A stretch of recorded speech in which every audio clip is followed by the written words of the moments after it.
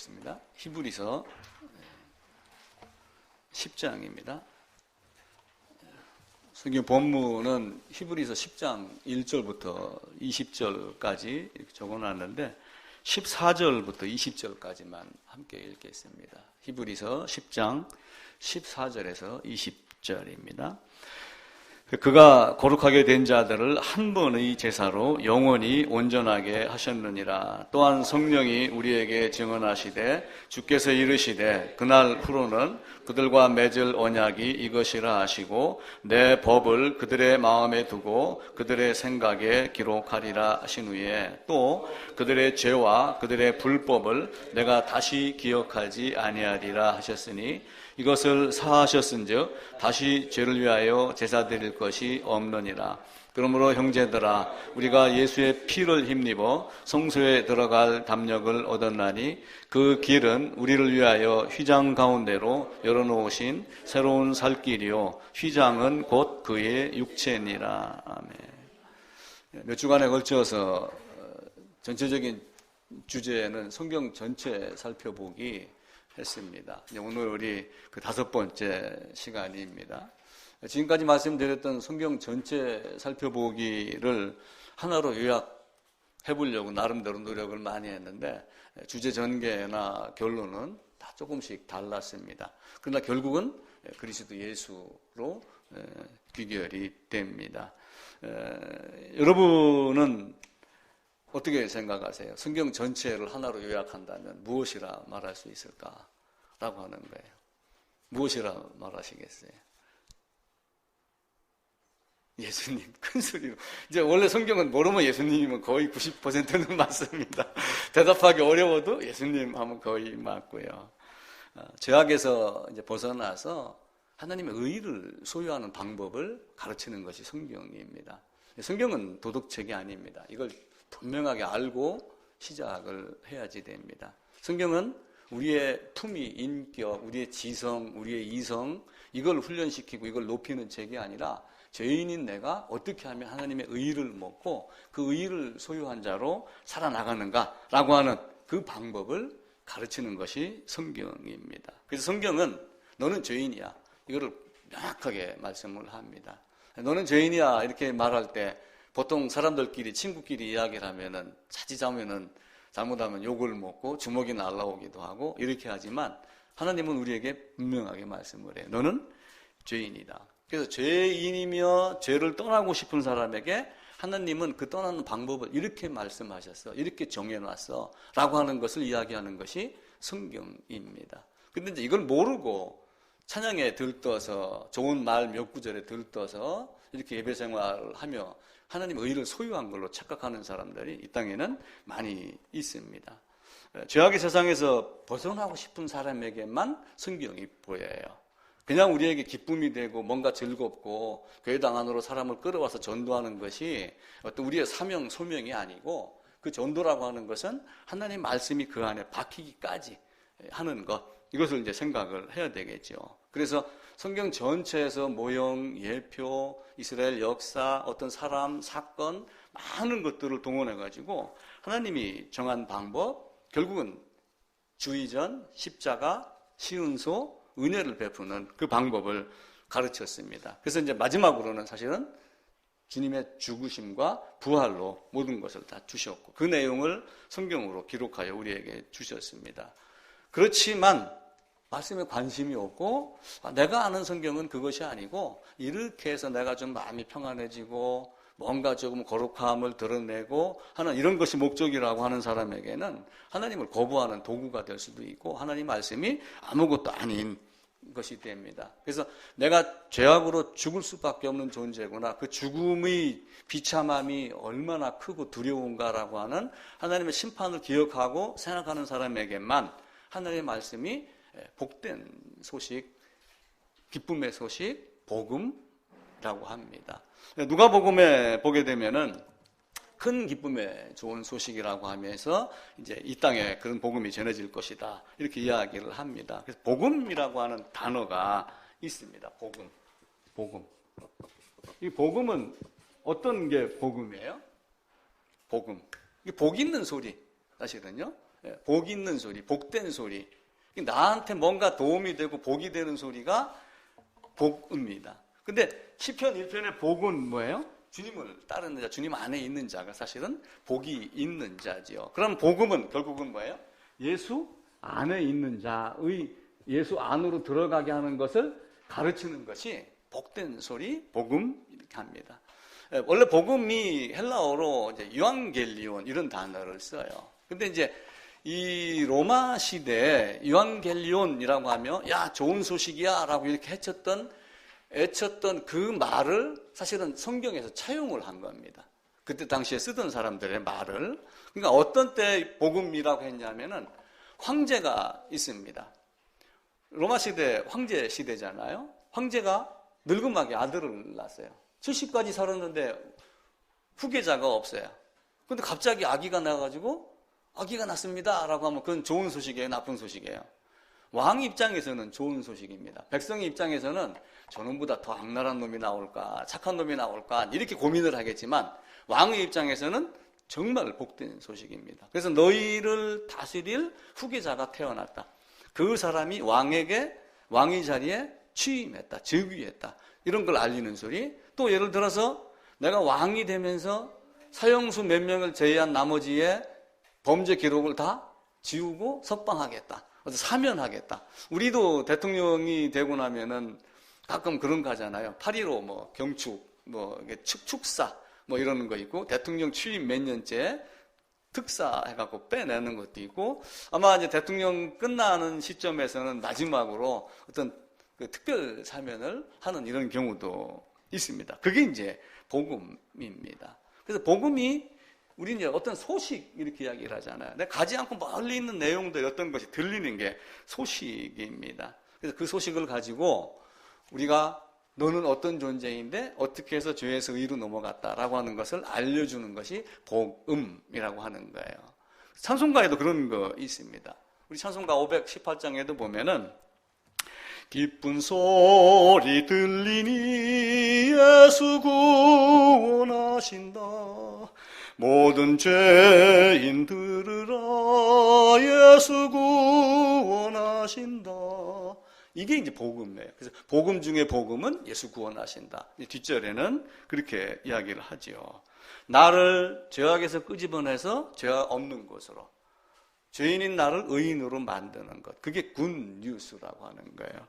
우리가 뉴스 그럴 때 영어 단어를 어떻게 했어요? 뉴스. 뉴스입니다. 뉴스. 왜 뉴스예요? 그 뜻이. 왜 뉴스예요? 이게 동서남북이에요. 동서남북에 머리 글자를 갖다 놓고 뉴스라고 한 거예요. 단어가 탄생하게 된 동기가, 이유가, 근원이. 그래서 동서남북 사방에서 오는 어떤 소식, 동서남북 사방으로 퍼져나가는 소식, 복된 소식. 그게 뉴스라고 합니다. 그래서 우리는 새로운 오늘 9시 뉴스입니다 이렇게 하지만 못 듣던 소식을 듣잖아요. 근데 거기는 아름답지 못한 것도 많잖아요. 근데 성경에서 얘기한 뉴스는 로마를 중심으로 로마의 도로를 따라서 로마의 권세와 로마의 많은 것들을 문화를 통해 가지고 전 세계로 하나님의 말씀이 퍼져라 나가라 하는 게 뉴스의 개념이 됩니다. 여리고 성에 보면은 라합이라고 하는 여인이 있었어요. 그래서 우리는 기생 라합 혹은 뭐 창녀 이렇게 이야기를 하지만 사실은 주막 여인입니다. 예전에 부산에서 문경세제 넘어가지고 서울로 고시 과거 보러 갑니다. 그러면 이제 못 가니까 한 걸음에 못 가니까 중간중간에 쉬잖아요. 그러면 대충 모이는 장소가 정해집니다. 하루 저녁 어디에 가면 사람들이 많이 모이더라.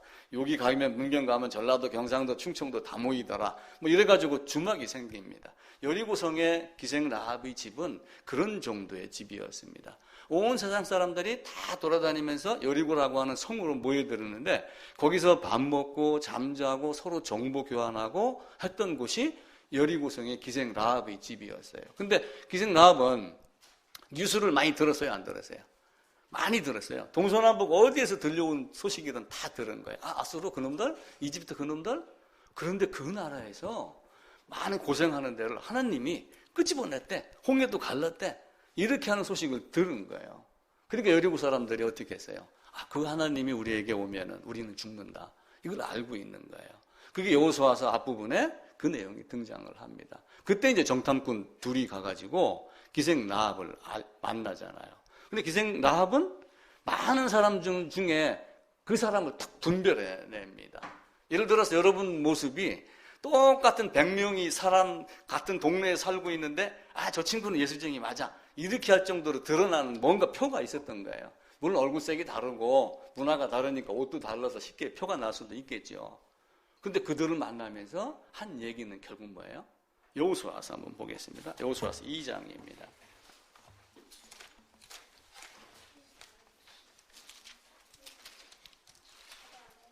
여호수아서 2장 321쪽입니다. 10절부터 보면은 이제 그 친구들하고 만나고 하는 이야기가 나와요. 애굽에 나올 때 홍해 물이 말라서 갈라져서 이런 많은 이야기를 합니다. 그러면서 이 라합이 정탐꾼 둘에게 한 이야기입니다. 12절 13절입니다. 그러므로 이제 청하노니 내가 너희를 선대하였은즉 너희도 내 아버지의 집을 선대하도록 여호와로 내게 맹세하고 내게 증표를 내라. 13절입니다. 그리고 나의 부모와 나의 남녀 형제와 그들에게 속한 모든 사람을 살려주어 우리 목숨을 죽음에서 건져내라. 라합이 외친 소리는 나 좀 살려내. 그러면은 너희가 그렇게 겪고 나왔고 그런 하나님이라면 나를 살려내라. 내 아버지와 내 아버지 집에 속한 내 형제 자매를 살려내라. 라합이 외친 한마디는 딱 애마디 한마디예요. 살려내라. 우리는 성경을 보고 교회를 다니면서 살려내라 이렇게 얘기하는 사람이 있나요? 그런 사람은 없습니다. 어떻게 하면 친목을 도모하고 어떻게 하면 이 안에 분위기가 좋은 교회 뭐 이런 거 있잖아요. 근데 라합은 그렇게 하지 않았어요. 살려내라. 우리도 그런 심정으로 있어야지 됩니다. 여러분에게, 당신에게, 여러분에게, 당신에게, 개개인에게 복음은 뭐예요? 성경을 보면서 난 이게 복음이다 라고 얘기했던 것. 결국은 죄악에서 건져내는 것. 기껏해야 100년 살고 흙으로 돌아가고 아무것도 아닌 인생입니다. 정말 복음이 로또 1등 되는 걸까요? 서울의 강남에 아파트 당첨되는 것? 그것 말고요. 때가 되면 그것도 놓고 갑니다. 영원히 죽지 않고 영원히 소유할 수 있는 것. 그런데 반드시 선한 것. 하나님 앞에서 심히 좋았더라 보기 좋은 것. 그게 우리가 들어야 할 복음입니다. 찬송가도 그런 이야기를 많이 합니다. 가사에서 이보다 더 큰 사랑 없네. 이보다 더 큰 사랑 없네 하는 그 큰 사랑이 뭐예요? 그냥 하나님이 나를 사랑하셨어 라고 하는 그 단어에 감동이 되는 건가요? 아니면 그의 죽으심이 목적이 무엇인가? 그 죽음 연합하여 부활 신앙까지 연합을 하는 것인가 봐야지 됩니다. 태양이 있습니다. 태양이 있으면은 지구가 태양이 이렇게 있으면은 지구가 빙 돕니다. 자기 힘이 아무리 있고 밖으로 빠져나가려고 그래도 빠져나갈 수 없어요. 계속 태양 주위를 공전을 합니다. 그러면서 이 안에서 또 이렇게 회전을 해갖고 자전을 하죠. 그렇게 하다 보니까 때로는 환한 빛이 됐다, 때로는 어둠이 왔다, 이렇게 됩니다. 이걸 가만히 생각을 하다가 우리 인간은 하나님을 떠날 수 없는 존재. 내가 아무리 발버둥 쳐도 하나님의 창조와 하나님의 섭리를 벗어날 수 없는 존재. 그런데 내가 조금 힘 좀 줘가지고 때로는 하나님 쳐다봤다, 때로는 등을 돌리고 이렇게 하며 스스로 빛과 어둠 사이에 왔다 갔다 하는 존재. 아무것도 아닌 존재. 이게 우리의 모습입니다. 그런데 성경은 말해요. 네가 나를 버렸은즉 나도 너를 버리겠다. 네가 지식을 버렸으니 나도 너를 버리겠다. 네가 얼굴을 내게로 향하여 돌리지 아니하고 등을 댔으니까 나도 너에게 등을 돌리겠다. 네가 돌아오면 나도 너에게 돌아가겠다. 라고 하면 하나님이 먼저 우리에게 어떤 선택권을 줍니다. 하나님이 강권하여 할 수 있어요. 전지전능하신 분이니까. 그럼에도 불구하고 네가 먼저 이렇게 해라 라고 하면서 하나님의 전체적인 사랑의 방법을 우리에게 가르쳐 줍니다. 성경을 기록한 목적이 뭐라고 그랬어요? 요한복음에 나와 있기로는 영생을 얻게 하려 합니다. 그런데 기록의 목적을 또 한편으로 바꿔 얘기하면은 저자가 기록을 하기 이전에 봤던 어떤 것, 느꼈던 것, 얻어먹었던 것, 먹고 소화시켰던 것, 영양분이 되는 것, 이런 것들을 기록을 해갖고 너도 나와 동일한 존재가 되라. 이걸 하기 위해서 기록을 하는 겁니다. 그럼 사도 바울이 로마서를 기록해서 우리에게 주었어요. 갈라디아서를 기록해서 우리에게 주었습니다. 그럼 뭐라고 할까요? 바울은 제발 이 로마서를 읽고 나와 똑같은 사람이 되라. 나와 똑같은 신앙의 소유자가 되라. 그걸 이야기하기 위해서 기록을 해주는 거예요.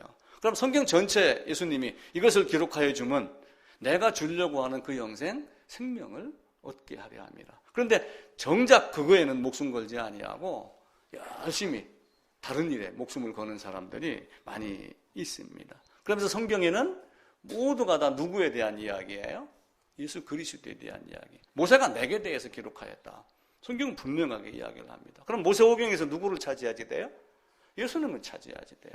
근데 모세가 내게 기록하였다라고 해놓고서 우리는 모세에서 다른 걸 찾는단 말이에요. 선지자, 율법, 시편 다 누구에 대해서 기록했어요? 나에 대해서 기록했다. 근데 너희가 성경을 볼 때마다 적용이라는 단어를 써가지고 전부 자기에게 유익하게 지금 해석을 해나가기 시작을 해요. 그러니까 교회가 엉터리로 되는 겁니다. 네가 진짜 모세 믿었어? 우리는 소방차만 지나가다 길만 트여도 모세의 기적 그러죠. 단어를 잘 써먹습니다. 자, 진도 앞바다에 물이 썰물 돼갖고 빠져나가고 묻이 드러나면 모세의 기적이 일어났다 해갖고 전부 자기 동네 자랑해서 관광객들 모으는 데를 씁니다. 그럼 모세의 기적이 사실이었다를 믿더라도 예수의 복음을 모르면 믿는 것이 아닙니다. 거듭나지 아니하면은 다른 모든 것은 학문에 불과한 겁니다. 예수를 알지만 예수 밖에서 예수를 연구하고 논문을 쓰고 학위를 받는 것은 예수의 사람이 아닙니다. 성경은 그것을 분명하게 이야기를 해요. 단지 작더라도 좀 적더라도 능력이 없더라도 예수 안에서 악인 노릇하라. 이게 성경이 우리에게 요구를 하는 거예요. 그러면서 성경은 너는 죄인이야를 분명하게 얘기를 하고 너는 죄인인데 그냥 죄인이 아니라 아담 안에서 나에게 도전한 너는 아담이야 라고 분명하게 이야기를 해요. 그게 이제 보이는 사람이 있고 보이지 않는 사람이 있습니다. 그게 보이면은 그 아담 안에서 내가 범죄한 아담이므로 나도 결국은 아담과 동일한 대가를 받아야지 되는구나. 이걸 알게 되죠. 그래서 너는 죄인이기 때문에 너는 죽고 너는 내가 너를 죽일 거야. 반드시 죽이리라는 두 가지 의미가 다 있는 거예요. 네가 반드시 죽겠다라고 하는 그 생명의 끊어짐도 있고 관계가 끊어짐도 있지만 결국 끊어짐의 마지막 심판은 뭐예요? 하나님이 너를 죽이겠다. 이게 반드시 죽으리라라고 하는 겁니다.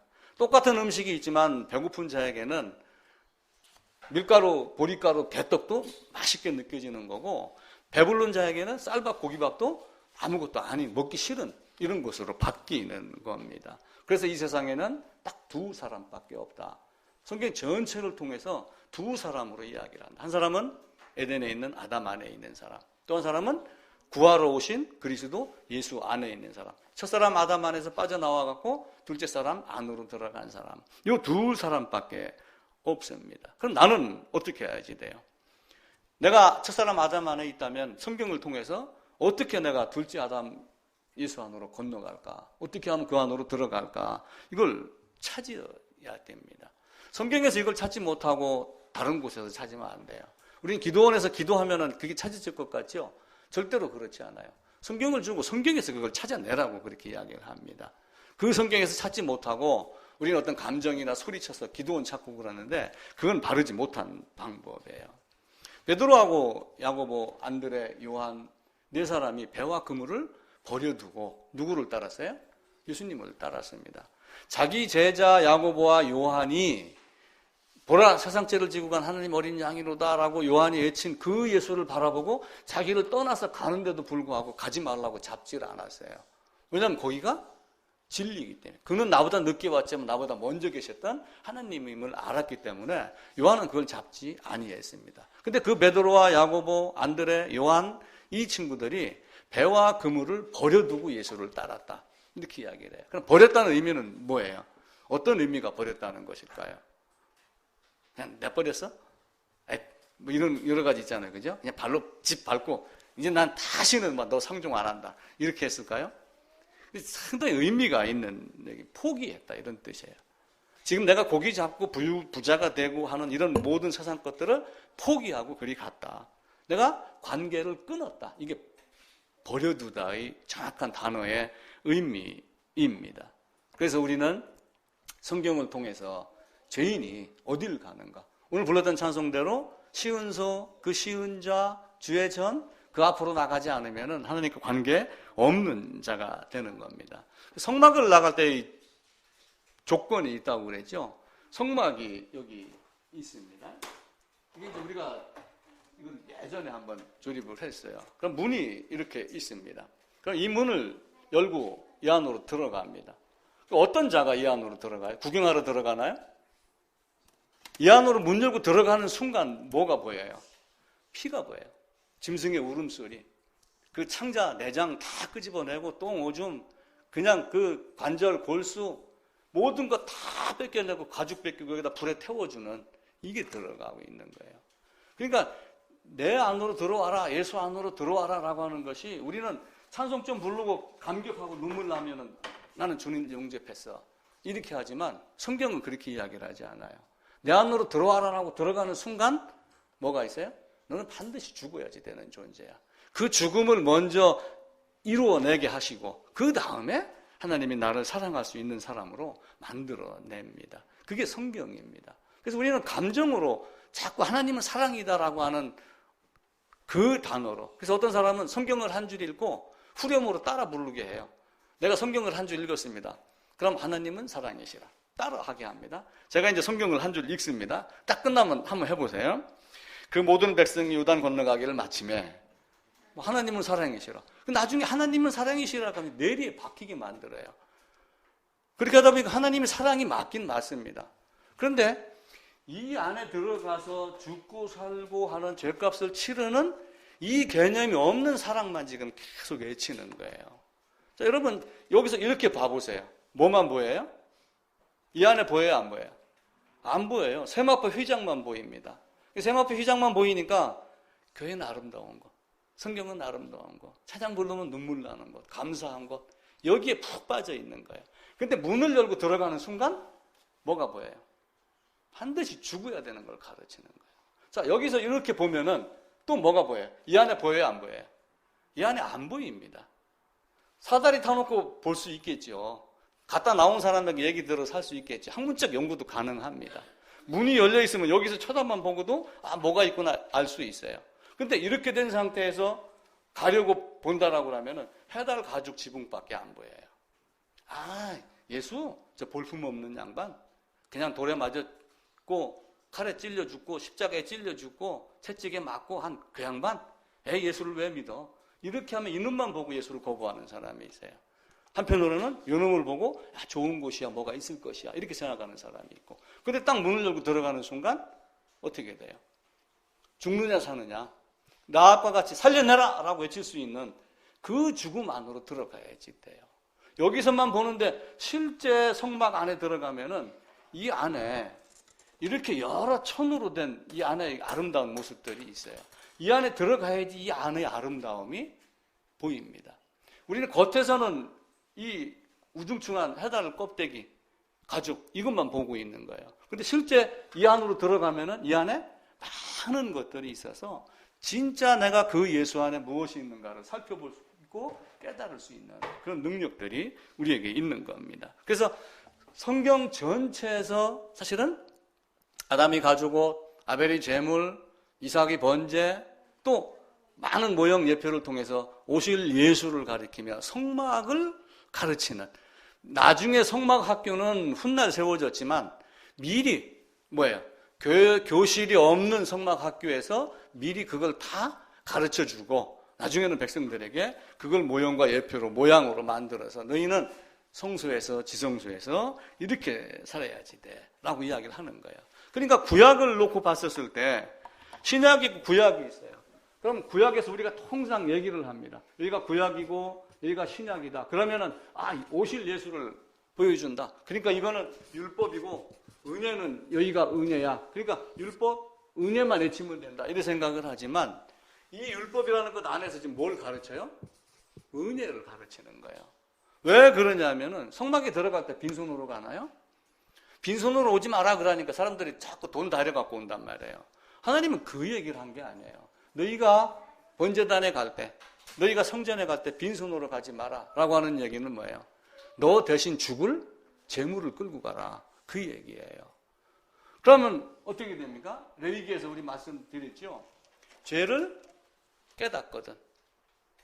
누군가가 너에게 죄를 깨닫게 해주거든. 자, 그런데 우리 인간이 스스로 죄를 깨닫는 게 쉬워요, 어려워요? 어렵습니다. 저도 내같이 이 정도 살았는데 이게 무슨 죄가 있겠어. 하나님도 무정하고 매정하지. 이 정도 기준은 커트라인이 있겠지. 이런 생각을 한 거예요. 근데 성경은 아담이 우선 여인에게 난 자, 모든 자가 다 뭐예요?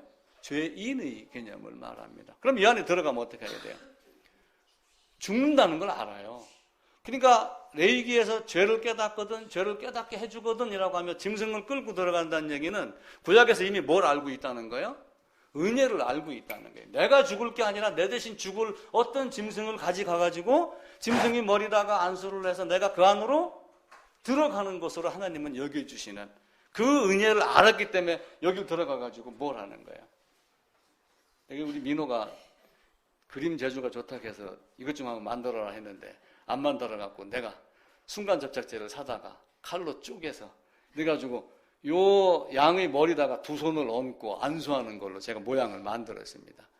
내가 다시 성막을 만드는 제작권이 나에게 있다면 저는 이렇게 만들 것 같아요. 근데 그렇게 안 하고 그냥 손 들고 있는 것만 있었거든요. 들어가면 반드시 죽는다. 죽어야지 어딜 가요? 시은소로 나갈 수 있다. 시은소는 요 안에가 시은소지 여기가 시은소가 아니에요. 시은소의 개념을 우리는 이 안에서 차지하지 성소, 지성소 안의 시은소, 시은좌, 속죄소, 언약궤 여기서 차지하지 야 들어갔으니까 우리는 은혜 받은 자야. 이 개념이 절대로 아닙니다.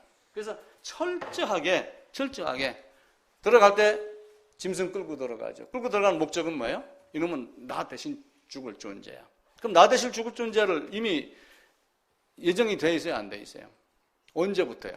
창세전 영원전부터 하나님이 삼위 하나님이 구원 협의 구속 언약으로 이미 작정해 놓고 짐승 제사로 계속해서 그걸 가르친 거예요. 그리고 은혜의 확정, 완성 이걸 하고 그 다음에 그것을 가서 이야기를 해라. 근데 구약에 가게 되면은 또 율법이 작용해요, 아니에요? 신약에 가면은 또 작용을 합니다. 뭘 가지고요? 죄인은 죽어야지 돼. 그런데 이렇게 은혜로 할 수 있어 라고 하며 짐승이 아닌 믿음으로 예수 안으로 들어가는 안수 세례의 의미를 가르치는 거예요. 그러니까 지금 교회가 세례를 엉터리로 가르치고 있기 때문에 세례의 의미를 모르고 세례교인 된 것으로 천국 가는 존재로 여기고 있는 거예요. 그걸 철저하게 여러분들이 깨닫고 바꾸지 않으면 안 됩니다. 물론 형식상 내가 세례를 받았지만 그 세례가 진짜 세례가 아니고 우리 주님이 원하는 세례. 구약에서 성막 안으로 들어가서 그 짐승의 머리에서 안수했던 세례. 그 안수의 의미를 내가 알고 바뀌어 나가야지 됩니다. 그래서 1년에 한 번은 어떻게 했어요? 아사셀 염소를 가지고 2마리 염소를 갖고 있습니다. 그래서 하나는 죽을 염소, 하나는 아사셀 염소. 그리고 제비를 뽑아요. 그래서 누군가는 죽고 누군가는 살아서 멀리 갑니다. 그러니까 죽은 짐승은 뭐예요? 내 대신 죽은 짐승 해갖고 죽는 거 보여줍니다. 죽으니까 끝입니다. 그죠? 다시는 죄를 묻지 않습니다. 한번 재판하고 넘어가면 일사부재리의 원칙입니다. 공소시효 끝납니다. 모든 게 다 끝납니다. 또 한 마리는 어떻게 해요? 안수해서 죄를 고해갖고 어디로 쫓아보내요? 광야로 살려서 보내요. 이건 어떤 의미를 갖고 있어요?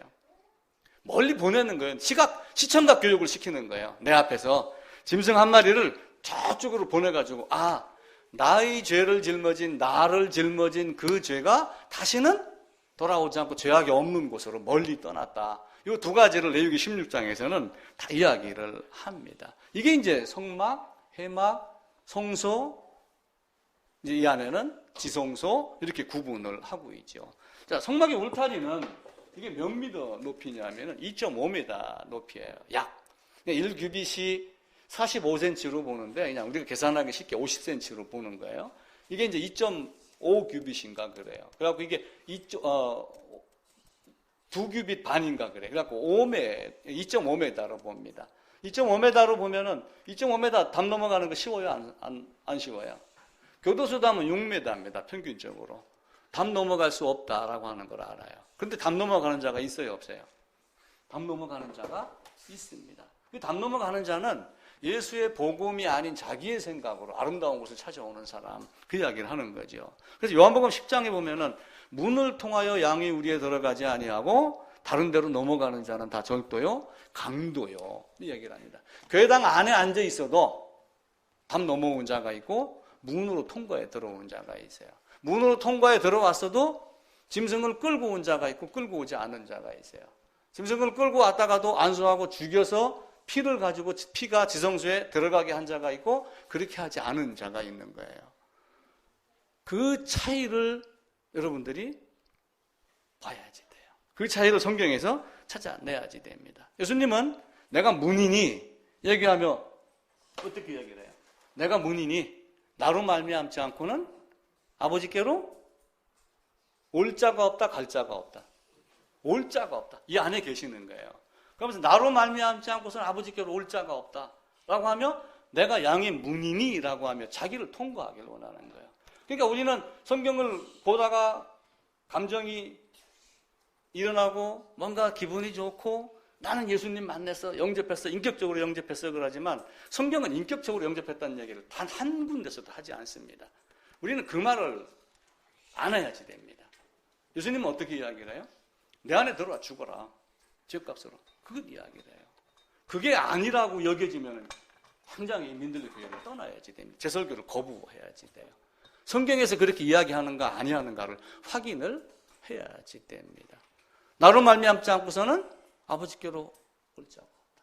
내가 예수 안에, 예수가 내 안에. 내가 아버지 안에, 예수가 아버지 안에. 이렇게 하면 서로 한 근원에서 난지라 형제라 자매라 부르기를 부끄러워 아니하는다 라고 하는 그 한 근원이 어디냐라고 하는 거예요. 양을 끌고 들어가면 반드시 죽입니다. 죽이는데 그냥 죽이나요? 안수하고 죽인다고 그러죠. 성경은 그것을 분명하게 가르치고 있습니다. 이게 성경 전체의 줄거리입니다. 그 내용이 이제 오늘 이야기 드리는 살펴보기 5번째 언약궤, 성소, 지성소, 시은소 그 내용이 됩니다. 반드시 문으로 들어갈 때는 뭘 갖고 들어가요? 내가 죽어야 되는 존재다. 나는 반드시 심판을 받고 지옥으로 떨어질 존재다. 라고 하는 걸 알아야지 돼요. 두 번째는 그럼 누가 나를 구해낼 것인가? 그 라합과 같이 살려내! 라고 외칠 수 있는데 나를 대신하여 죽을 수 있는 존재. 혁진이가 잘못해갖고 사형당할 위기에 처해 있습니다. 사형 언도를 받았습니다. 사형 언도를 받아도 대한민국이 사형 시행을 안 하기 때문에 폐지국하고 비슷합니다. 근데 갑자기 제가 대통령이 됐어요. 내일. 그래가지고 이제 사형 폐지 이렇게 너무 봐주고 초범이라 봐주고 회개한다고 봐주고 뭐하고 한다고 합의했다고 봐주고 이러니까 전부 집행유예 받고 그러니까 이게 나라 꼴이 안 돼. 법대로 사형 당할 자는 모레 다 처결하시오. 이랬다고 해보세요. 근데 엄마가 와가지고 아들 혁진이는 앞으로 훌륭한 목사가 되니 내가 대신 죽겠습니다. 그럼 어떻게 해야 돼요? 그럼 그렇게 하세요. 내가 법을 그래 정했다면은 그게 가능해요. 근데 법이 그게 아니라면은 가능해요, 안 가능해요? 안 가능한 거예요. 불가능해요. 근데 하나님은 그 법을 정해놨어요, 안 정해놨어요? 그렇게 하기로 정해놨기 때문에 그렇게 하면은 그 법이 통과가 되는 겁니다. 그건 이제 안수의 개념으로 보는 거예요. 그래서 짐승이 여기 있었을 때, 짐승 있으면 짐승 그 두 뿔 사이에다가 여기다가 뭘 얹냐면 손을 얹는 거예요. 이렇게 사람이 손을 얹고 나의 모든 죄를 넘깁니다. 도토리 나무가 나의 도토리를 다 주겠습니다 했어요. 근데 진짜는 다 줬어요, 안 줬어요? 안 줬어요. 자기 몸통 속에 뿌리 속에다 지금 숨겨놓고 있는 거야. 다 줬습니다라고 하고 이파리까지 다 떨어졌는데 내년 봄 되면 또 열려요, 안 열려요?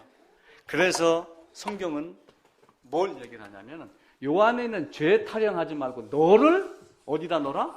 이 안에다가 집어넣어라. 성경은 그걸 이야기를 해요. 이거는 세상의 이치하고도 똑같습니다. 하나님이 그렇게 어리숙한 하나님일까요? 그럼 야 맞아 뭐든지 한번 다 구해봐. 자 그럼 지금부터 뭐든지 한번 다 오늘 저녁 대기 가셔갖고 공책 한 권 사줄 테니까 대학 노트에다가 죄 한번 다 적어보세요. 그리고 1번, 2번, 10,000번, 11,000번, 12,000번, 13,000번 더 이상 없는 것 같은데? 그 또 있겠어요 없겠어요? 계속 있습니다. 끝이 없어요. 그럼 그걸 없애려면 어떻게 해야 돼요?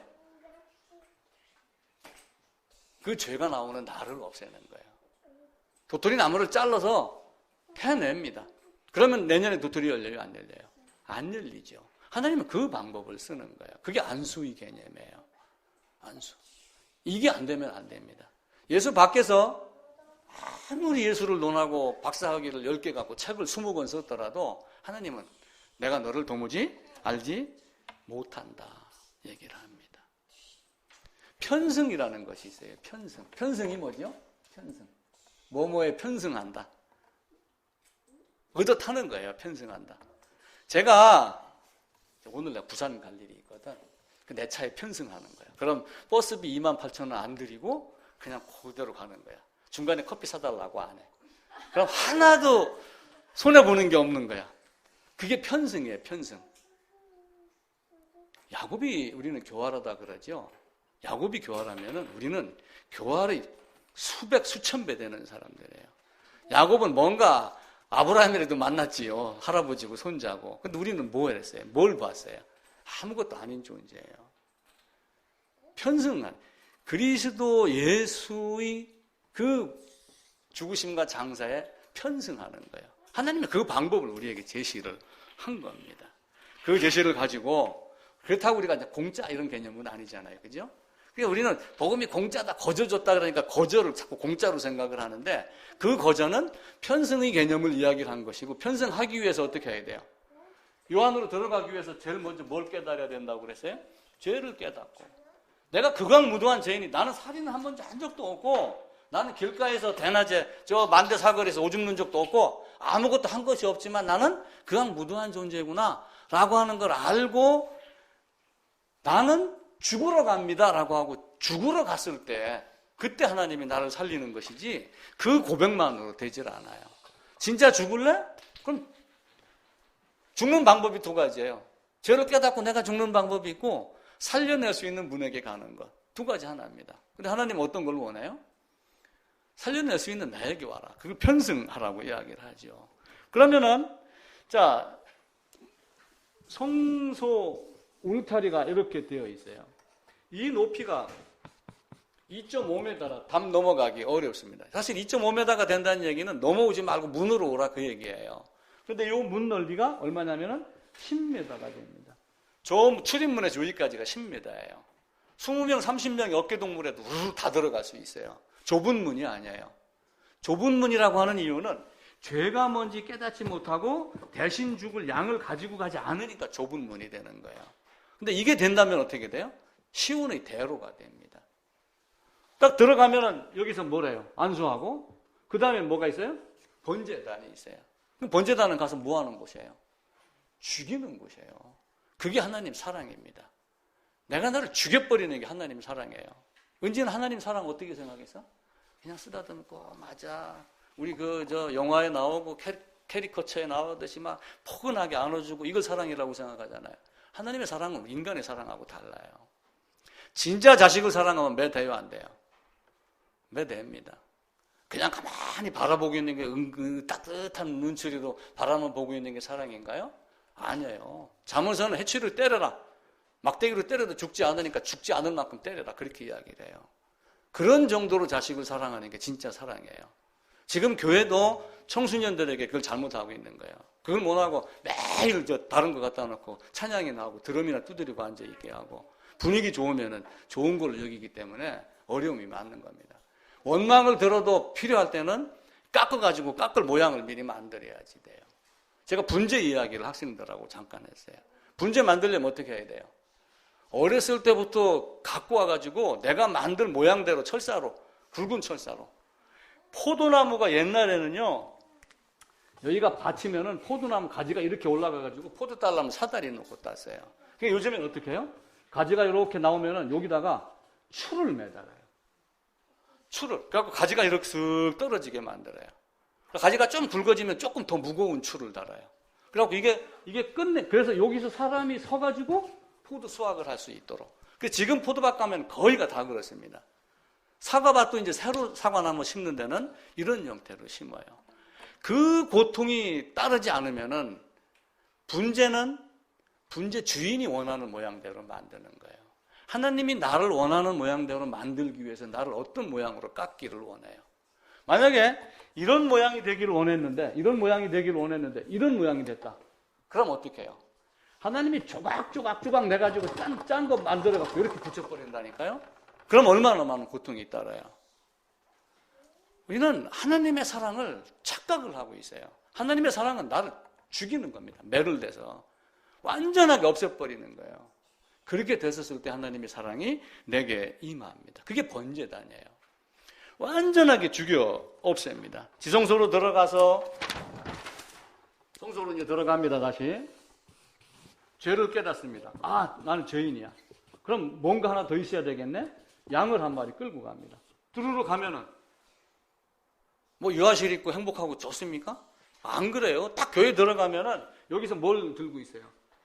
이런 칼 들고 있는 제사장이 딱 버티고 있는 거예요. 너 이리 와. 양 이리 갖고 와. 그래서 여기다 손 얹어. 너 지금 들어가는 거야. 그래 놓고 요 번제단에다가 뭐래요? 여기다 불로 태워버립니다. 완전하게.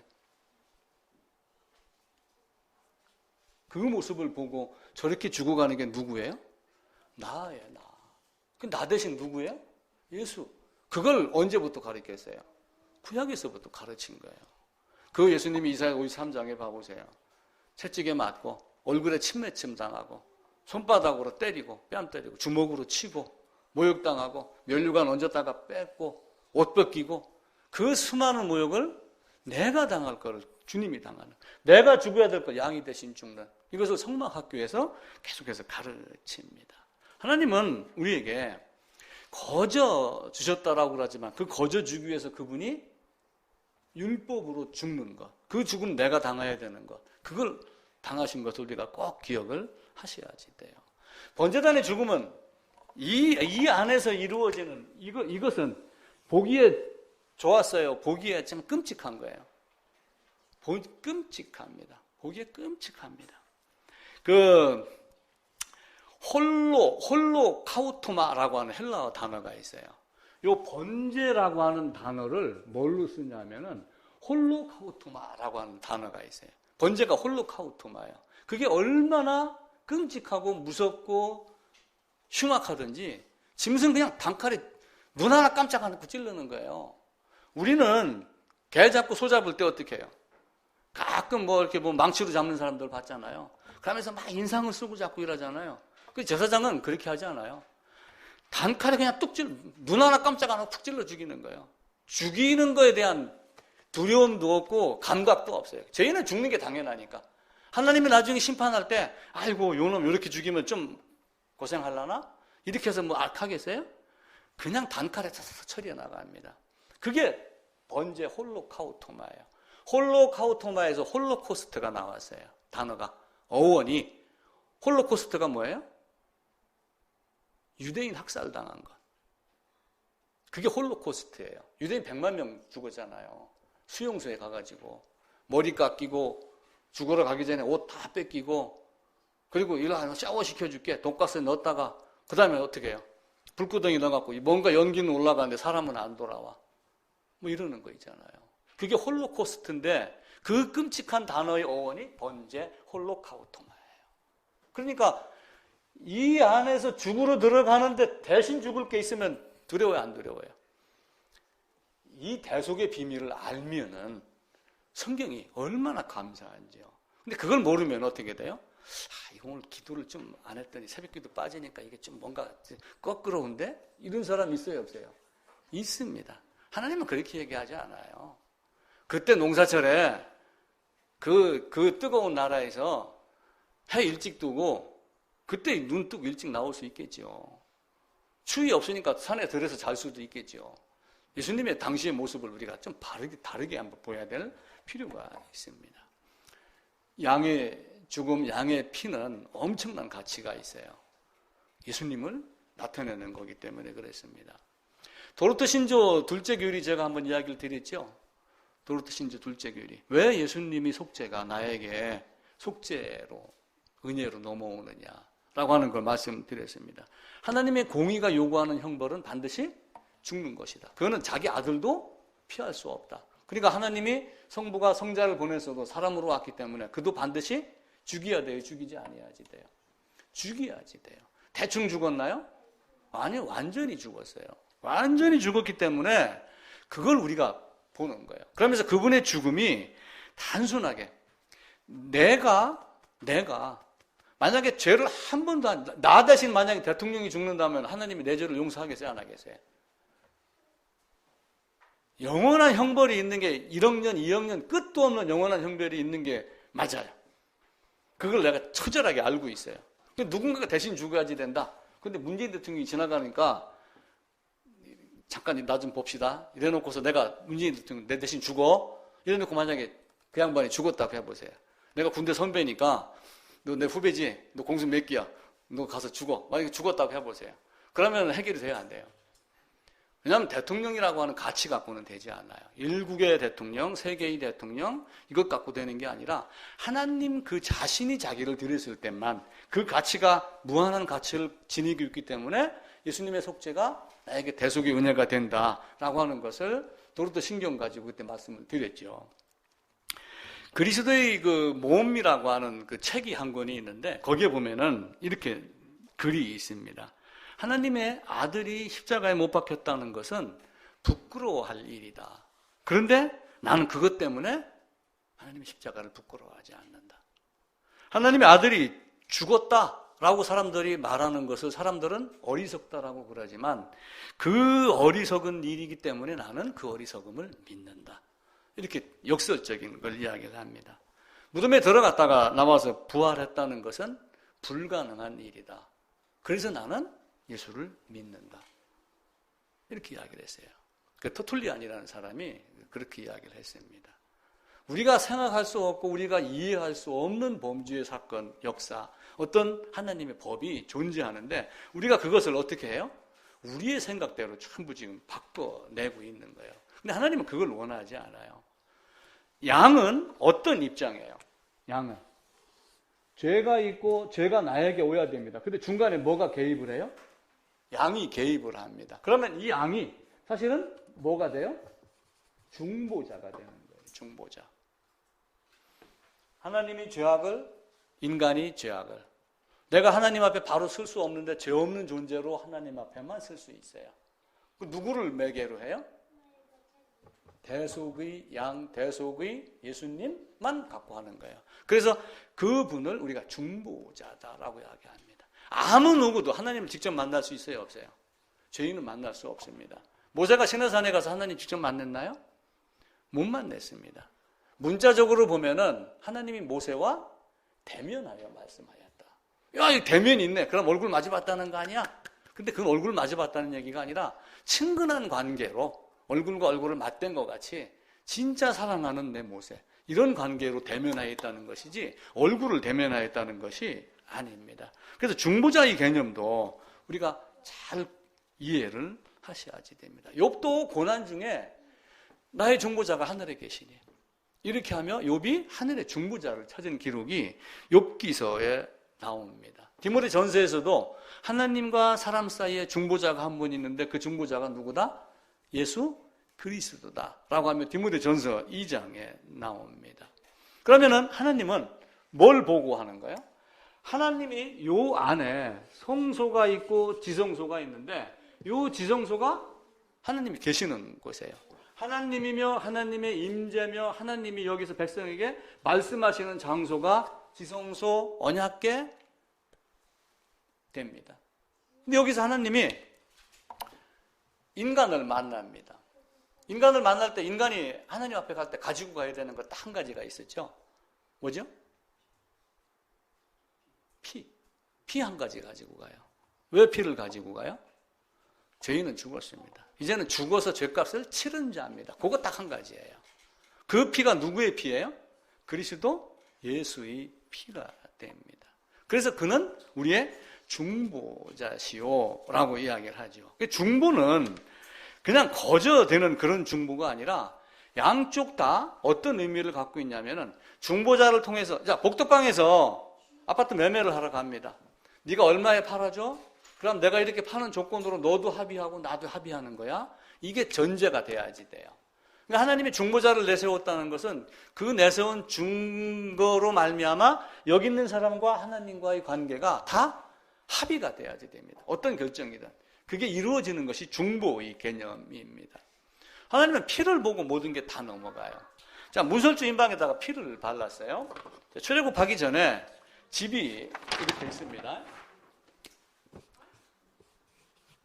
여기 이제 문이 이렇게 있고 사람들이 지금 어디에 있냐면은 요 안에 한 사람이 이렇게 들어가 있어요. 하나님이 반드시 짐승을 잡아갖고 피를 어디다 바르라고 그랬어요? 문설주하고 인방에 발라라. 여기를 했어요. 그럼 바꿔 얘기하면은 요 사람은 지금 피 밖에 있는 거예요? 피 안에 있는 거예요? 피 안에 있는 거예요.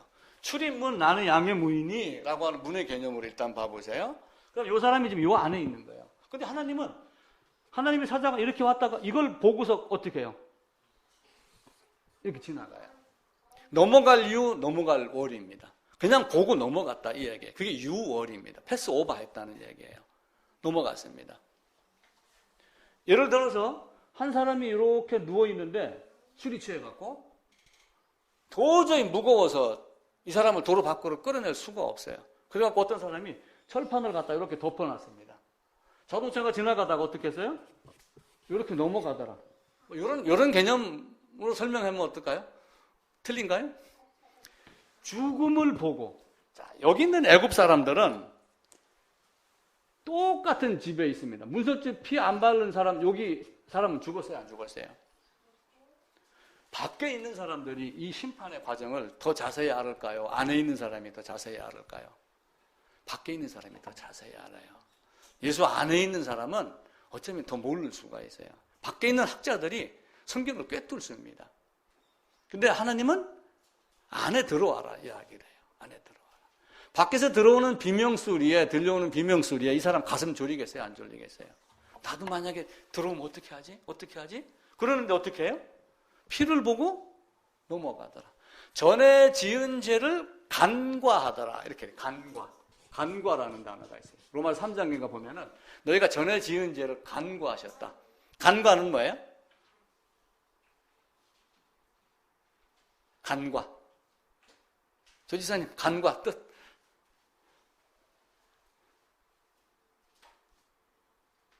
이게 유월하고 같은 뜻이에요. 뛰어넘어갔다. 뛰어넘어갔다. 잊어버렸다 이런 개념이 아니에요. 우리는 하나님이 뭐 죄를 간과했다 그러니까 맞아 우리 잊어버렸어 뭐 이렇게 생각할 수도 있겠지만 건너뛰었다 라고 하는 게 간과의 개념이에요. 뭐 때문에 간과를 해요? 요 양 때문에 요것 때문에 하나님은 아예 모든 죄를 간과하셨다라고 하는 겁니다. 그러니까 지성소에 들어가서 딱 해야 될 일은 내가 죽었습니다라고 하고 피를 속죄소에다가 뿌리는 것. 그럼 하나님이 그걸 받아야 안 받아요? 받아요. 그래서 언약궤는 중보자입니다. 언약궤는 중보자. 지난주 한 집사님이 언약궤가 뭐냐고 질문을 해갖고 제가 월요일, 화요일 계속 생각하다가 오늘 결국 설교가 이렇게 바뀌었습니다. 언약궤는 중보자입니다. 하나님이 임재하는데 피가 없으면 어떻게 돼요? 인간은 다 죽습니다. 하나님 앞에 설 자가 아무도 없어요. 근데 단 하나 피를 갖고 들어가면은 살아요, 안 살아요? 살아요. 그것 한 가지를 이야기를 하는 겁니다. 그래서 모세가 모세를 믿었더라면 나를 믿었을 건데 너희가 왜 나를 믿지 못하니? 모세가 본대로 내가 너에게 보여준 식양대로 치수대로 규격대로 이렇게 만들어라라고 하고 성막을 만들어줬는데 왜 너희는 나를 그렇게 믿지 못하니? 라고 하면 하나님이 지금도 한탄을 하고 계시는 거예요. 우리는 성경을 보고 뭘 알아야지 돼요? 성경이 기록된 저자의 의도를 찾아갖고 학문적으로 자꾸 이것저것 캐내지 말고 성경의 의도가 뭔가를 알아요. 하나님의 의도가 뭔가를 먼저 알아야지 돼요. 우리는 그걸 제껴놓고 본문에서 저자의 의도만 자꾸 찾으니까 옛날의 문화, 풍습 뭐 이런 것만 자꾸 따지고 앉아있단 말이에요. 성경은 그것 알아야지 돼요. 근데 그것보다 한 단계 더 뛰어넘는 저자의 의도, 하나님의 의도, 그리스도 예수의 의도를 우리가 알아야지 됩니다. 언약궤 위에 뿌려진 그 피, 속죄소 위에 뿌려진 그 은혜를 베푸는 장소, 시은소, 시은좌, 그 안에서 하나님이 나에게 뭘 주기를 원하는가, 그걸 찾아내는 겁니다. 첫 아담이 범죄, 마지막 아담이 속죄. 이 두 가지 중에 난 어디에 속했는가? 어디에 속했어요? 은지, 어디에 속해 있어?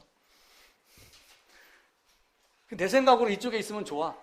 근데 넘어가는 방법이 하나님이 원하고 하나님이 확인이 돼야지 돼. 그게 안 되고 내 생각이 아닌 거야. 성경이 방법대로 이렇게 했습니다라고 하는 것이 분명하게 목에 칼이 들어와도 돼야지 돼요. 그게 안 되면은 안 됩니다. 그래서 속죄소는 하나님이 만나는 곳, 하나님이 계신 곳, 하나님이 임재하는 곳, 하나님이 나에게 요구한 율법의 요구대로 죽은 그 죽음을 갖다가 보여주는 것, 피를 뿌려주는 것, 그게 속죄소입니다. 그렇게 됐었을 때 하나님 뭘 해요? 용서를 해줘요. 용서하는 게 은혜를 베푼다라고 해서 시은소, 우리 찬송 부를 때 앞으로는 시은소라고 부릅시다. 그 주의전이라고 하지 말고 그렇게 되는 거예요. 근데 이제 그 언약궤 안에 이제 뭐가 있느냐라고 하는 것은 우리 수요일에 성경 공부하다가 이제 약간의 좀 이런저런 이야기가 좀 있었죠. 그럼 언약궤 안에는 지금 뭐가 있어요? 뭐가 있을까?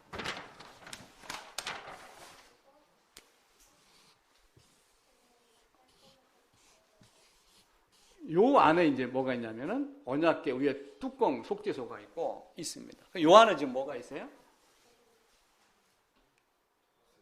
이제 히브리 기자하고 열왕기 역대하 쓴 기자하고 약간 다릅니다. 열왕기상 8장하고 역대하 5장에는 두 돌판 이외에는 아무것도 없다. 딱 이렇게 잘라서 기록을 해요. 근데 히브리서는 이 안에 지팡이도 있고 만나도 있고 두 돌판도 있고 있다. 이렇게 하고 그럽니다. 이제 그거는 우리가 다 해결할 수는 없어요. 그렇다고 히브리서가 잘못됐다. 이렇게 말할 수도 없고. 근데 이제 제가 이 관주를 여러 군데 찾아보니까 우리가 보지 못한 어떤 것을 바울이 혹은 저자가 보지 않았는가라고 하는 것, 그렇게 이제 해석을 하는 사람들도 있습니다.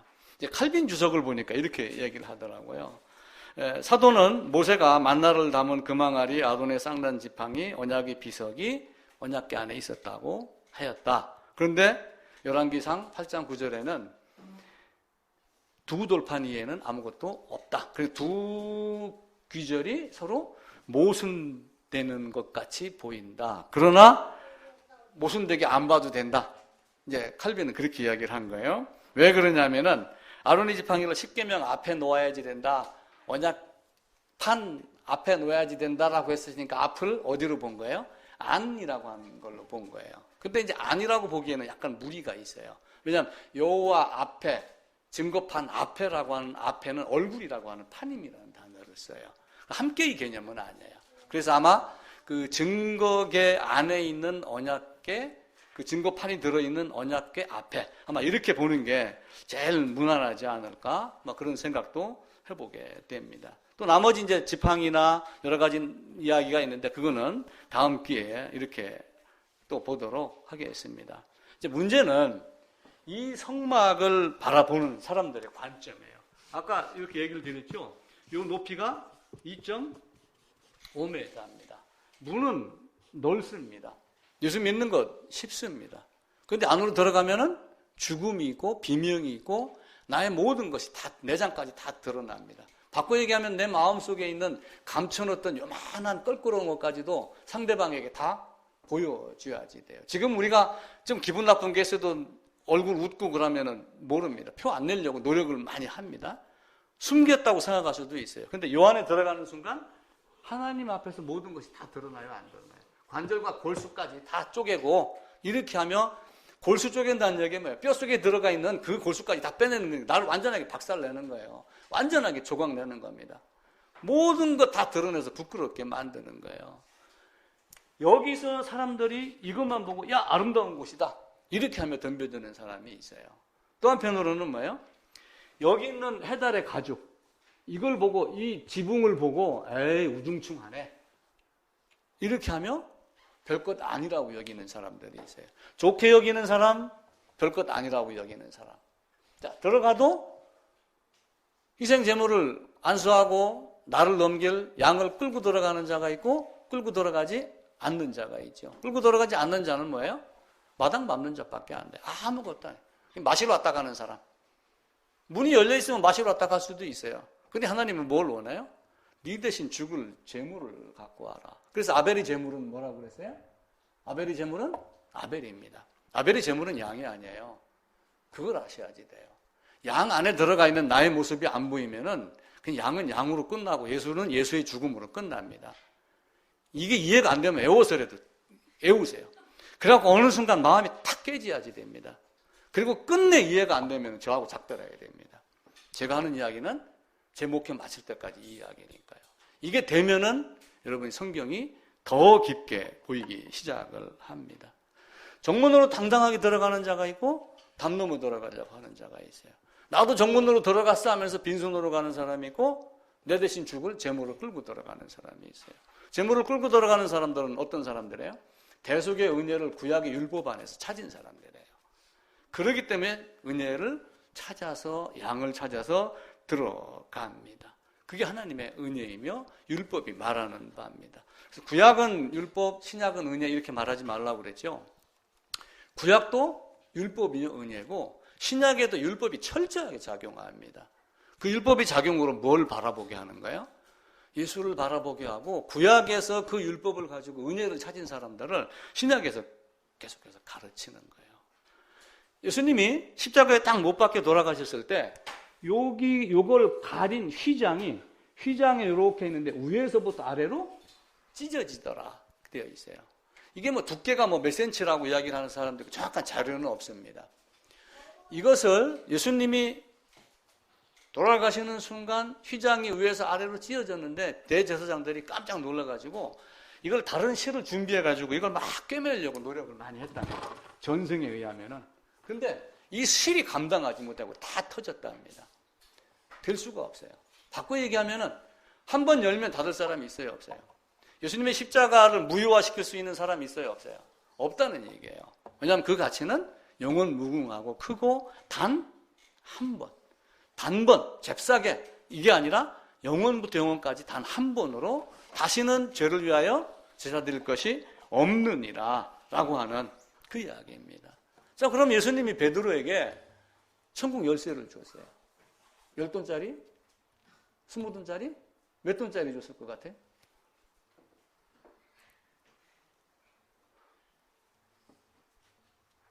예수님이 그렇게 어리숙한 하나님이 아니잖아요. 하나님이시잖아요. 어리숙한 사람의 개념이 아니잖아요. 이걸 준 거예요. 이 방법을 가르쳐 준 거예요. 베드로에게 열쇠 줬다고 교황들은 따라갖고 지금 전부 교황권 나에게 이렇게 하지만 베드로가 열쇠꾸러미 옆구리에 차고 다니면서 폼 잡았을까요? 하나님 나라 들어가는 그 열쇠, 복음, 큰 기쁨의 좋은 소식, 뉴스, 그걸 얘기를 한 거예요. 그래서 베드로가 학문어는 범인으로 알았는데 그에 입에서 나오는 건 뭐였어요? 하나님이 어떠하신 분이다 라고 하는 거예요. 다시는 죄를 위하여 제사 드릴 것이 없다라고 하는 그 복음을 계속해서 이야기를 한 겁니다. 이 휘장이 또 한편으로 성경에 논란이 많이 됩니다. 자, 어떤 게냐면은 자, 히브리서 한번 봅시다. 히브리서 10장입니다. 오늘 읽었던 본문 중에 있죠.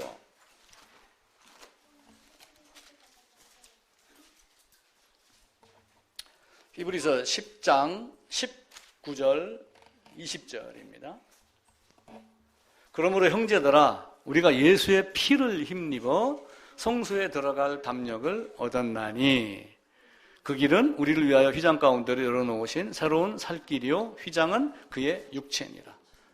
자, 이 말을 가지고 예수님이 죽으셨어요? 안 죽으셨어요? 예수님 죽으셨습니다. 휘장이 찢어졌어요? 안 찢어졌어요? 찢어졌죠? 담력을 갖고 들어가라고 외칩니다. 담력 갖고 들어갈 수 있어요? 없어요? 이제는 세례 믿고 세례 받고 예수 믿고 주를 고백하고 인격적으로 영접했고 이러니까 담력을 갖고 들어가면 돼. 믿습니다 하면 됩니다. 이렇게 얘기하는 사람들이 많아요. 이 담력은 복음의 확신이지 배짱, 담대함 이걸 얘기하는 게 아니에요. 그 원어를 보면은 그런 의미가 뚜렷하게 나옵니다. 내가 들어갈 담력을 얻었나니 그 담력은 배짱이 아니라는 거예요. 복음이 뭔가요? 확신의 개념이 갖고 있는 거예요. 그래서 우리는 이 말을 가지고 이제는 담력으로 들어가면 됩니다. 담대하십시오. 자꾸 여기서 사람을 지금 뭘 자꾸 불러일으켜요? 개인의 어떤 뭐라고 그렇게 얘기를 해? 뭐 영성도 아닌 이상한 어떤 열심, 그냥 허풍선 같은 거 지금 자꾸 일으키고 그러는데 그렇게 하지 않아요. 네가 진짜 죽었느냐? 그 죽음 안에 거했을 때 그것이 이루어진다라고 이야기를 합니다. 복음의 확신, 이걸 갖고 있어야지 돼요. 이 같은 단어를 어디에서 썼냐 하면은 다른 이로서는 구원받을 수 없나니 구원받을 만한 다른 이름을 우리에게 주신 일이 있다 없다? 없다 하면서 어디를 애워요? 사도행전 4장을 애웁니다. 근데 거기에 보면은 그들이 베드로와 요한이 담대하게 말함을 보고, 그럼 베드로와 요한이 담대함을 말하는 걸 본다는 얘기는 돌멩이가 날라와도 내가 담대하게 한번 외칠 거야 라고 하는 그 애침이겠어요? 복음의 확신을 갖고 복음을 이야기를 하는 거겠어요? 복음의 확신을 이야기를 합니다. 그 히브리서에 있는 그 원어를 한번 찾아봐 보세요. 확신의 개념이 나오는 거예요. 우리가 얘기하는 담력, 이게 아니에요. 확신. 뭐에 대한 확신이요? 우리 피에 대한 확신. 시온소에 들어갈 만한 그 확신을 이야기를 하는 겁니다. 자, 구약과 신약은 별개의 책이 아니라, 지난주인가 어제 제가 그 프린트물 나눠주면서 나비 그림 그렸잖아요. 그죠? 왜 나비를 그렸냐면은 양면이 똑같다 그 얘기를 한 거예요. 요즘 폴더블 폰 나옵니다. 똑같습니다. 이쪽이나 우리는 구약, 신약이라고 말하지만 우리는 그냥 성경 한 권, 이 개념으로 보야지 돼요. 물론 구약과 신약입니다. 대신 우리는 우리 믿음 안에서 구약과 신약으로 구분하지 말고 한 권으로 보면서 계속하여 율법으로 은혜를 가르쳤고, 은혜가 왔지만 은혜의 시대에 율법을 활용하여 율법을 들이댐으로 죽어야 되는 존재임을 깨닫고 은혜이신 예수 모양으로 가르쳐준 이걸 학습을 해갖고 예수를 바라보게 만드는 것, 이게 하나님 우리에게 준 은혜입니다. 그래서 성경 전체를 보고 성막을 보고 죄를 깨닫고, 죄를 깨달으면은 누군가가 나를 위하여, 나를 대신하여 내 대신 죽어야 되는 속죄의 개념을 알고, 성막 안으로 들어갈 때 문의하고 들어갔지만 빈손이 아니라, 돈이 아니라 내 대신 죽을 양을 갖고 들어가고, 그리고 그 안으로 들어가면은 예수님은 사랑이시라 오시니까 환영합니다라고 환영송하고 이러는 게 아니라 들어오자마자 어떻게 해요? 죽여버려요. 죽을 수 있는 자리로 끌고 가는 게 하나님입니다. 그 다음에 어떻게 해요? 그 다음에 피를 가지고 지성소에 들어갑니다. 자기 몸뚱이는 어떻게 돼요? 고난은 불에 태워서 홀로카우토마를 합니다. 그리고 그 다음에는 어떻게 해요? 거길 거친 자는 그 다음에 성막 안을 한 바퀴 삥 돌아도 저놈 지금 겁먹고 들어가네? 보여요, 안 보여요? 보이죠? 교제하면서 그걸 깨우쳐 주는 거예요. 다른 건 아니고. 그렇게 됐었을 때 그들에게도 은혜가 임하고, 그러면서 이스라엘은 이 성막을 딱 중심으로 나놓고, 성막이 이렇게 딱 중심으로 있는 상태에서 진을 치고 살았어요. 이렇게 이스라엘 삥 둘러서. 바꿔 얘기하면 이 사람의 마음속에 뭐가 있다는 얘기예요? 이 사람의 마음속에, 우리 인간의 마음속에 성소, 지성소가 한가운데 있는 거예요. 하느님의 말씀이. 이스라엘 12지파가 여기를 삥 둘러서 사는 거예요. 그리고 요 중간에 레위 지파가 이렇게 있어요. 레위 지파. 너희가 나올 때는 누구를 거쳐서? 대제사장 예수를 거쳐서 성막 안으로 들어갈 때는 빈손 말고 재물, 뭔가를 찾아라. 재물로 들어가고, 예수 믿습니다, 믿으려고 합니다, 왔는데 환영송 하는 데가 있고 너는 죄인이야 이렇게 얘기하는 데가 있고. 여러분 어떤 게 더 듣기 좋아요? 오면 선물 주고 환영송 하고 좋죠. 그리고 학습반 세례반 거치고 세례교인입니다 하는 게 좋죠. 성경은 그렇게 하지 않아요. 성경은 바로 죽여버립니다. 죽는 게 뭔가를 가르쳐요. 너는 죽어야 될 수밖에 없는 존재다. 그래서 성경은 심판을 가르치는 책이에요. 우리가 착각을 하면은 죽는 순간에 괴롭습니다. 제 얘기를 잘 들으세요. 기분이 언짢아도. 그렇게 해야지 그게 깨달아지면은 죽는 순간에 행복한 죽음을 죽을 수가 있어요. 어느 날 갑자기 죽는 사람 많습니다. 그때 어떻게 하시겠어요? 뭔가를 얘기를 해줬는데 내가 알고 있는 거 말고 그거는 싫어. 거부하는 사람도 있어요. 그럼 어떻게 하시겠어요? 지 생각대로, 지 기분대로 갈까요? 기준은 뭐예요? 하나님이고 하나님 말씀이지 내 생각이 아니에요. 우리가 인본주의 이런 얘기 많이 하지만 문화혁명 이런 거 생기면서 많은 사람들이 내 생각으로 뭔가 할 수 있다. 나는 지금 똑똑하다. 나는 신학교도 다녔고 목사고 나는 교회도 크고 참 여기에 매여 있는 사람 많아요. 나는 날 때부터 유아세례미에서 모태신앙이야. 하나님 앞에 가서는 그거 안 통합니다. 그거 안 내려놓으면은 저하고 신앙생활 하기 어렵습니다. 여러분 철저하게 아셔야지 돼요. 하나님은 자기 아들도 아끼지 아니하였고 그걸 아셔. 그 의미가 뭔가를 알아요. 자기 아들 아끼지 아니하였는데 나 죽이지 않겠어요? 주집사님 안 죽이겠어요? 죽여요. 이순영 권사님 죽이겠어요? 안 죽이겠어요? 죽입니다. 얄짤없이 죽입니다. 그 죽음 안에 정말 들어갔는가 자기를 냉정하게 생각을 하세요. 성경은 학문으로 여기지 마세요. 아무것도 아닙니다. 어느 한 날 딱 호흡이 끊어져서 하나님 앞에 갔었을 때 생명책이냐 다른 책들이냐 여기에 우리 모든 인생이 달라집니다. 신앙생활은 자기의 모든 재주를 다 내려놓으세요. 자기 열심 다 내려놓으세요. 아무것도 아닙니다. 먼저 그의 나라와 그의 의를 구하고 내가 구했고 얻었던 그 방법대로 다음 사람들에게 이야기를 하세요. 우리는 그렇게 하지 않으려고 그래요. 열심을 갖고 열심으로 뭘 하면은 그 열심이 하나님의 전을 사모하는 그 열심이 오히려 나를 죽음으로 빨리 이끄는 도구가 된다는 걸 여러분들이 꼭 기억을 하시기를 바랍니다. 성경은 냉정합니다. 하나님은 사랑이지만 하나님의 사랑은 인간의 사랑하고 차원이 달라요.